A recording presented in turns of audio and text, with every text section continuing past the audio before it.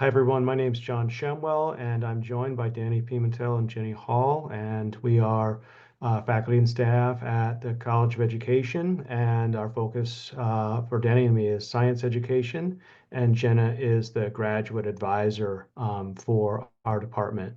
And we're going to give a really brief overview of the program that we're talking about. And we're excited that you're interested in a program like this or have enough interest to come to this session. And especially that you're interested in potentially becoming a teacher that has interest for you and enough to make you be here. Danny, I'm going to go ahead and share screens to get the thing up, the visuals up. Okay, sounds good. Thank And you. all Great. right. And I need to toggle this. So we're gonna ready to go, Danny? Sure. Yeah, I can get us started. All right. So uh, again, this is for those of you interested in pursuing a master's in teaching, and we thought we would start off by talking about why teach. You're getting a potentially a degree in science, or you have an interest in science if you're here for pursuing interested in a master's in teaching science.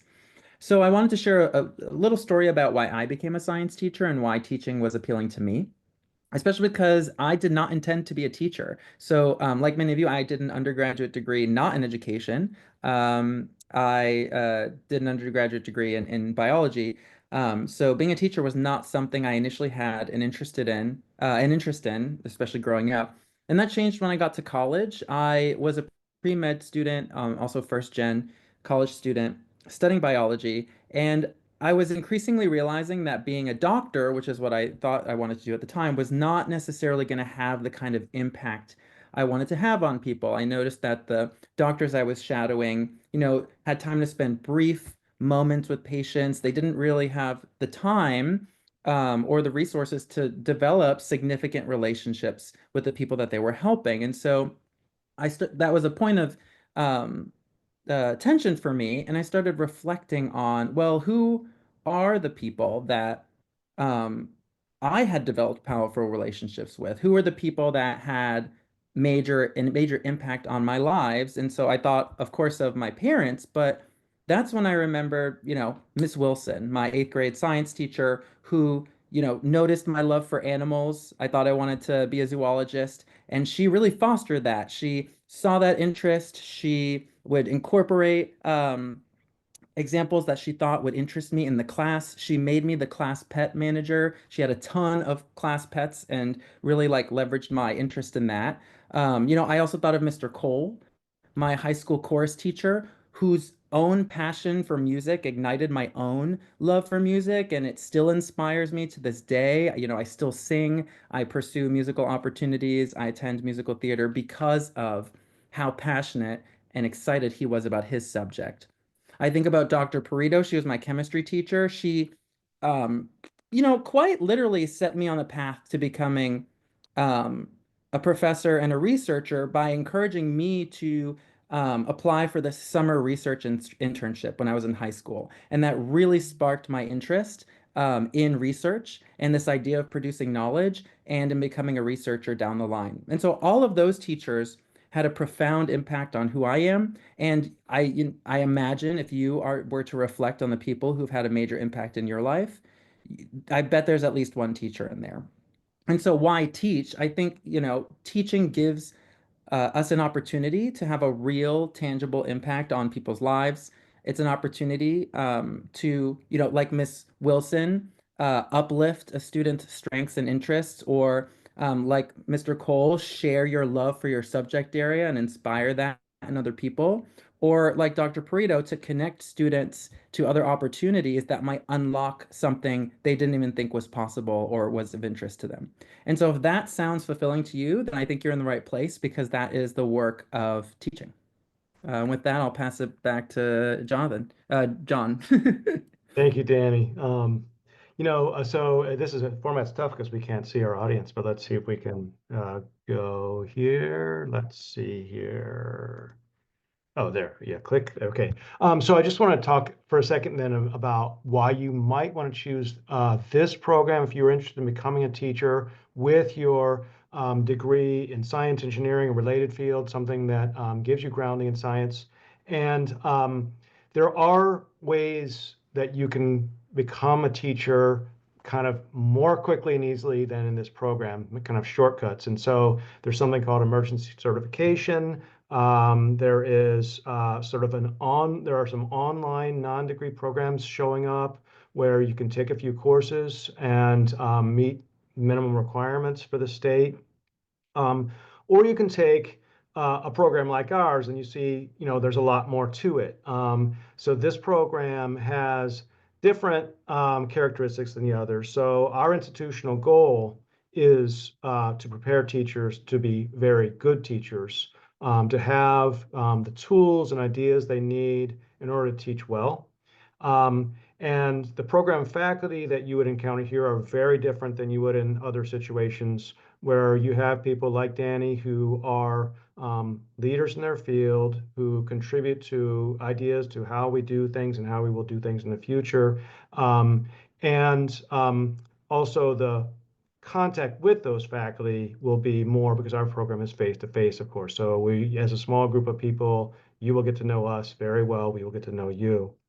Um, the course content is certainly broader and deeper with respect to what goes into making you a teacher that is able to do well, feels good about what you're able to do for young people, and with respect to the subject matter that you love. And here you will have an academic community. People, we go through this together.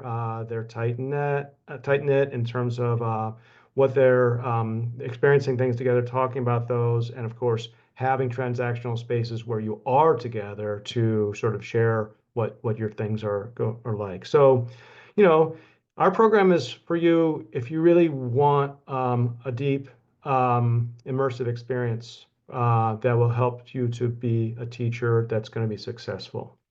And that's our view of that. Um, I'll add just one thing that my son is a math teacher now in Oklahoma, and he was a math major. And I said to him, you can, if you want, kind of take a shortcut and become a teacher. He was like, well, Dad, didn't you have some teacher education to be prepared? And I was like, yeah. He's like, well, I want that. I want to be prepared in what I'm doing. I think he's glad that and he's in a program, and I think he's glad of that.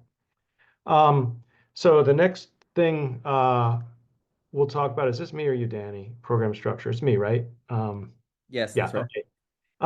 The program structure is meant to be done, the bulk of it in exactly a year, and you could do the whole thing in 15 months, or you could take 2 years to kind of do the finishing parts of it. But the bulk would be done in 2 semesters, fall semester and spring semester. And it's a cohorted program. Everyone does this together. So you see the fall coursework there. Um, there are it's lots and lots of how to teach science, including field experiences, the foundation, sort of philosophical foundations of education, special education, and then in spring, at the top, basically you have internship. And you have an advanced course that's a graduate level science teaching course. Um, and that's it. That's it for you. In addition to these, which is the bulk of it, the thing in blue on the right is there are 4 courses, graduate level courses in science that are part of this major.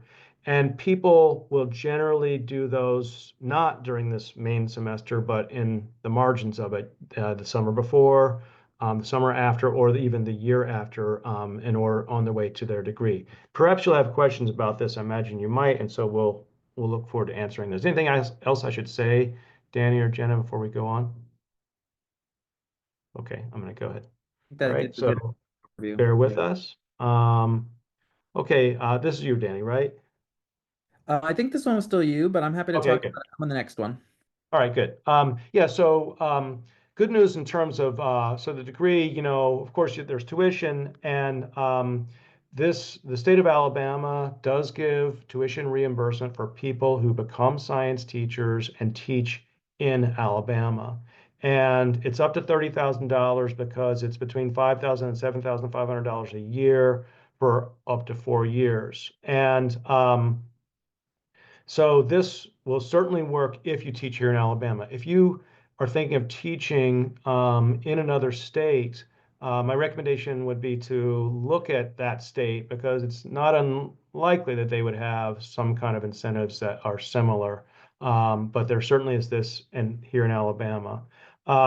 There are a couple of requirements. You have to become an Alabama resident. Of course, you would if you're teaching in Alabama schools. And then on the right, you have the option in this program of working as a teacher right away with the full pay and responsibilities of a teacher if you want. Meaning, when you join after you're accepted in the summer and you commence coursework in the fall, you can be working as a teacher that fall full time.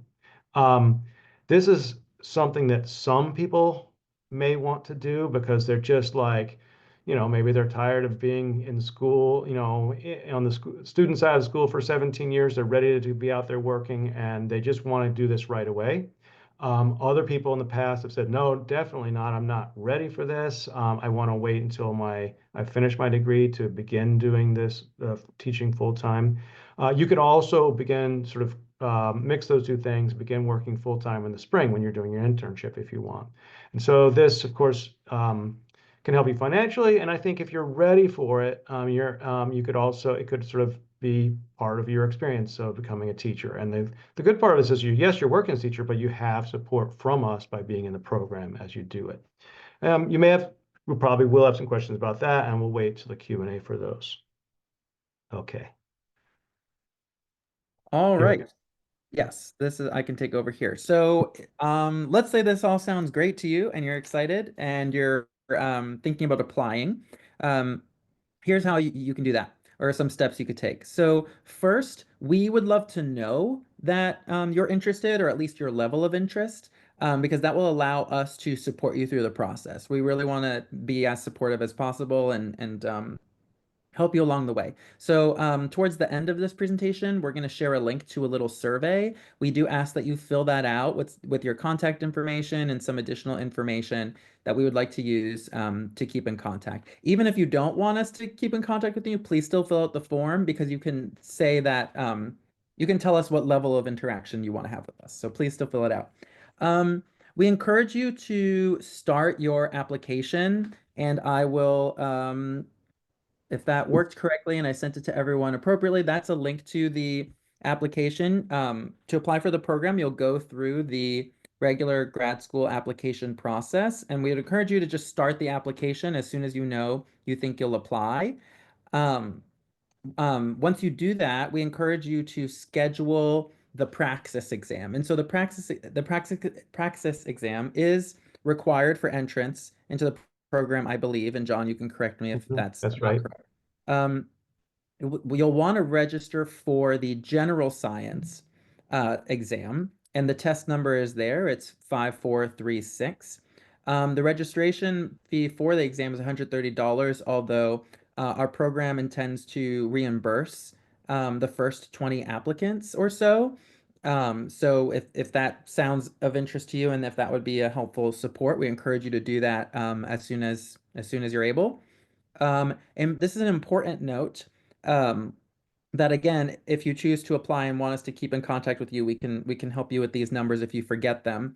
Please list both the University of Alabama when you register for that test, and the number is there, 1858, and also the Department of Education using the number 7020 so that they get your scores. They will need those scores in order to, and they need to come from the Praxis, from ETS, which is the organization that administers that exam directly. You can't forward them your score, unfortunately. It needs to come from the testing company.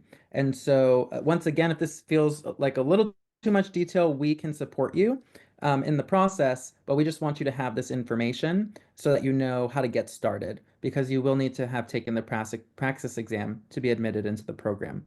And that exam, just to be clear, is just going to test your content knowledge. It's not necessarily going to test your teaching knowledge just yet. It's focused on your knowledge of science concepts.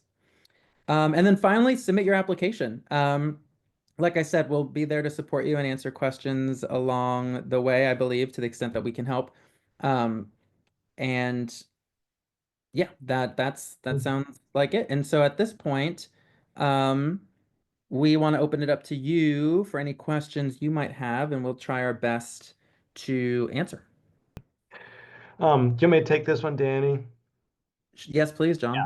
So this is this idea of alternative Class A has to do with language jargon used by the state of Alabama to kind of name this type of degree.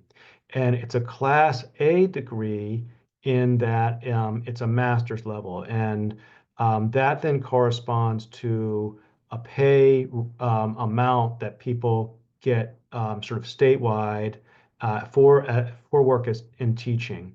And so, at a bachelor's level, you have a certain pay amount, and that goes increases by year. And then at a master's level, you have a different amount. And so, Class A is their designation of master's level pay. It's called alternative Class A because the normal Class A starts with an undergraduate degree in teacher education, um, and then a master's degree in teacher education on top of that. This is alternative because you're starting with a degree in science engineering related field, and then you're doing a master's degree, which is your teacher preparation. But I think maybe and what might be important, and John, if you could maybe answer this too, is Mhm. they're still certified teachers the same as any other certification. Is that correct? They would still have all of the um, responsibilities and privileges thereof of being a certified teacher. Yes, that's right. Yeah, it's just your pathway is a different pathway, and the contents of the educational program are the same, uh, here at Alabama for whichever way you do that. Yeah, and then that's a related question. When does the application need to be in? So I think I think it's helpful to have it, and Caitlin, you can enlarge on this Mhm. in this spring. That would be sort of during the semester to get your application in would be helpful because I think you could be accepted and maybe begin taking some of your, a science course or two over the summer, um, and that way get a little bit ahead. And so it would be helpful to you. You could apply in the summer as well. But I think the spring would be helpful to us. And also, of course, we're wanting to support the fee for the praxis for the first group of applicants as well. So that'd be an advantage too. Yeah, it sounds like so it's sounding like there's really minimal cost to applying if they're on top of it and one of the first in because the praxis will be covered and the application fee. So it sounds like a really great opportunity for you folks. So don't wait on this deal. It's a great deal. I'm wondering, Jenna, if there's anything that you can think of that we haven't said that we should be saying. You think we've got it covered? I think you guys got it covered. Okay, great. We're definitely here to answer questions. And yeah, what other questions do you have? Well, it sounds like we might wrap up then. And if you have questions going forward, you could please do email Danny or me or Jenna, or all three of us. Um, and then for people who've expressed interest, I think we'll try to, especially if you're strongly interested, we'll be in touch to sort of maybe form a group that can communicate together a little bit about the application process and support you in that. Good night, everyone. Thank you for coming. Bye, Good night, everyone. everyone. Thank Hope to you. see you again.